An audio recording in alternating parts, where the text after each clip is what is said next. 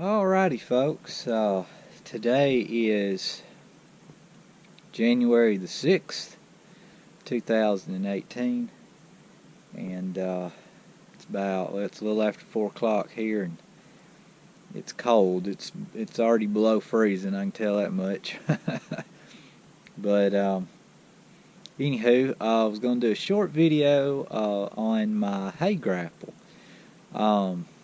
I never did get around to showing and or revealing what I went with on that.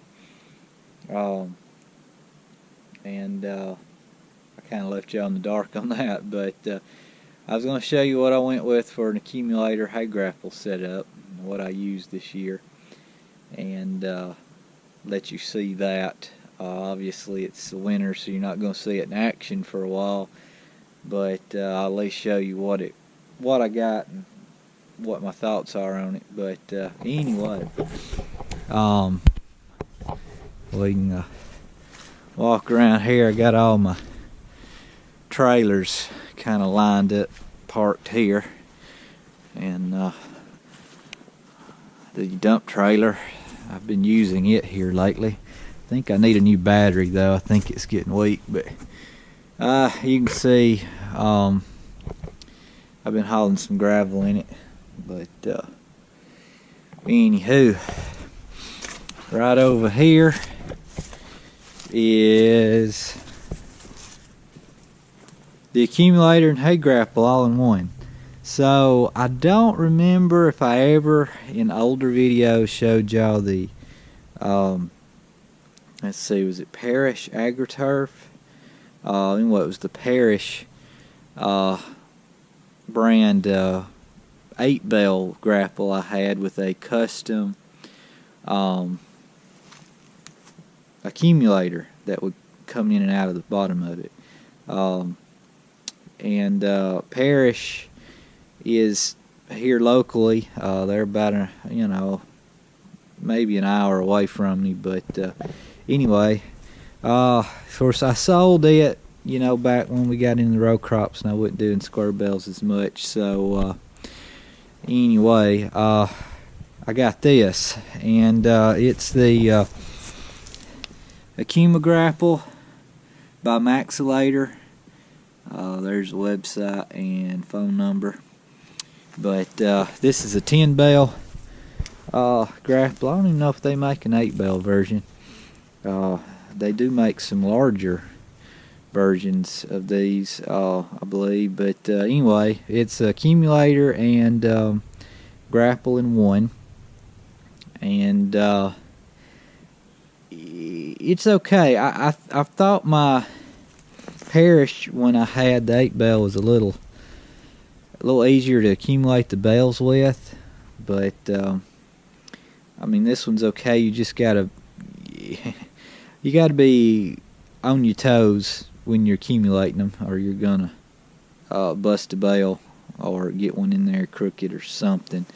But yeah, the thing about the Parrish one that I had was the accumulator part was all one piece, and it was rather it was easy to get off, but it was rather hard to get back on, especially one person. I could have made some modifications to it and made that a little better, but this one, the way it works is the accumulating parts, this side piece right here, and these pins, these center pieces right here, the center one there, and same thing on this side, they all come off individually, so they're not very heavy. They're kind of easy to manage. Now there's several pins involved, so to try not to lose the pins or the keys, but it's a little bit easier for one person to manage when you're done accumulating the bells and are ready to go grapple them and load them on the trailer. I do have it sitting outside here, as you can see. I would like to have it inside, but I'd have to turn it up on its edgeways to fit it in somewhere. just to save space. But anyway, so I just got out here on some pallets. But other than the accumulating part, which, like I said, if your bales are good in straight line and you going well, it works pretty good. But it's you gotta watch. It's this piece right in here that's really tough, because if you get a bale just a slight bit crooked, this piece wants to kind of grab the hay and cut into the bale. These don't so much because they're rounded and they don't really catch. So in my opinion, it would be better if this piece had, like, I don't know, maybe a piece of this pipe sliced and slid over this front edge and around, maybe, or something, or just be made out of this pipe. Of course, that means it would probably have to be widened out a little bit more. I don't know, but I think that would work a little bit better. But anyway, you kind of have to watch that, and you know, when you get these two bales on the end, you got to hit them just right and get them to come in, and they'll try to roll on you or whatnot. But I mean, by the time you get there, you've already got 8 bales in it, and you get the last 2, and you know, you pull out of it and go group up the next group. As far as once you're done grouping them, you know, just drop these undercarriage pieces out, except for one side, and you have the option here of which side you want to use. As you can see, this side right now is I've got it pulled all the way in. This side's pulled out. When you're in the accumulating mode, you have these pulled out. So this is left set up from the last time I used it. You pull this side in, and you do that with these pinholes right here, and there's some here in the back too. Pin right down here, and that pushes that side in. Then you drop the other pieces, and you're ready to grapple them and load them on the trailer. So there's a little flexibility with this one that I did not have with the Parrish. The Parrish one I had, it had a permanently welded side piece on it on one side, so you only had the one option of loading or unloading from a certain direction with that grapple. Anyway, other than that, I hadn't had any trouble with it. You know, I ordered it, and you know, got the frames to mount up to the Global/Euro loader mounting system that I have on both tractors, and have had on several of my tractors for a while now. But yeah, I ordered it out of Georgia. I forget who exactly I dealt with over there, but the guy that I dealt with happened to, or used to work for this company, or knew the people. Where these were built are over in Georgia, and it wasn't far from where I bought it. So when I ordered it, I think they placed the order and they built it and brought it in real close by there.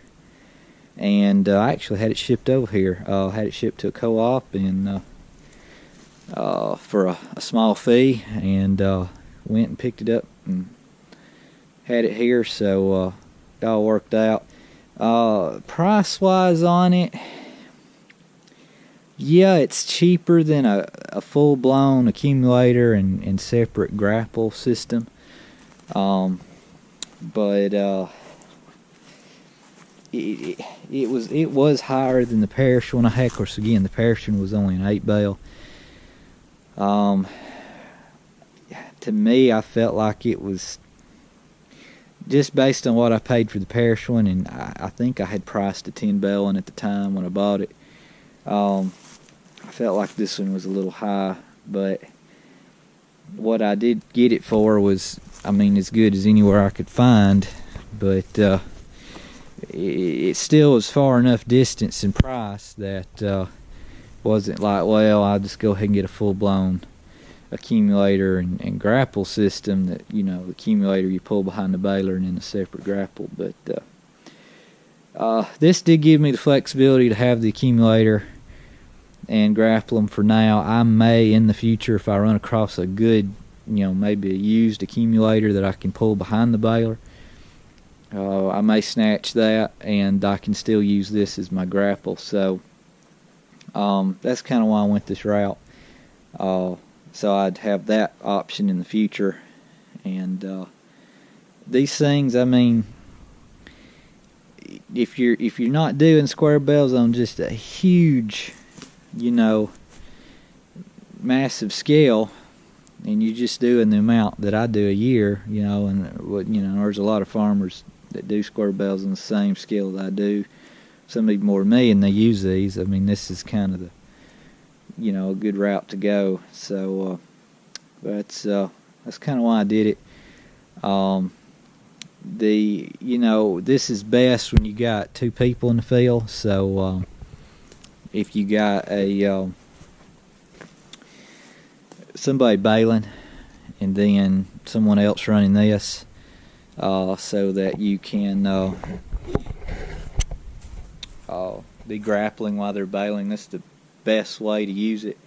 Otherwise, you got to bail, get done baling, and turn around and get this and go get them grouped and then grapple them. So, I mean, it takes a while. So, unfortunately, this year I didn't have anybody to bail for me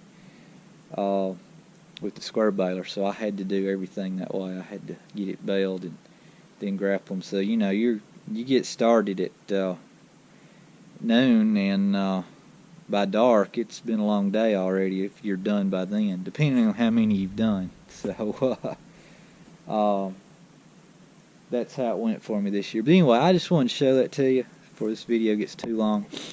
I know several of you had asked what I went with back, I guess, early last year when I was saying that's what I was going to do after I got the Massey square baler, and I never did show it. And I don't remember exactly when I got it here. I think I ordered it right about the same time I got the baler. But I think it had to be built, shipped over there, and then shipped here. And I was gone a couple of weeks with the new job in March, and I think I told them to hold on. It may have been April. I can't remember. It was a while, but I mean, I wasn't in a hurry for it. I wanted to get it here and made sure I had it. But I don't know. I didn't do any square bells till it was on in the summer. It was a really wet year. I didn't do as many as I had planned to do because it was just the weather and the time that I had just did not work out. So, you know, I did enough, but I would have liked to have done a lot more. But if I had tried, I would have probably lost some to rain or something. I'd probably lost some good hay, but it worked out. I have rolled most everything this year. And I did, you know, like I said, did get some square bells done. Got a few new customers, so slowly growing that base back up, as I'd noted in my videos last year I was going to have to do. So hopefully this year the weather will work out a little bit better, and you know, I'll get more dry. I don't want it to go totally dry, but more dry stretches or longer amounts of time than we did this year. Because this year it was like you had 2 days, maybe 3, to get hay done. And, you know, it was everything you could do to do it and get it dry enough and get it baled, and then it would rain for a week or two. So it was just one of those years. But anyway, I'll quit rambling on. There it is. Accumagrapple by Maxilator, 10 bell accumulator and grapple in one. So there you go. Thanks for watching.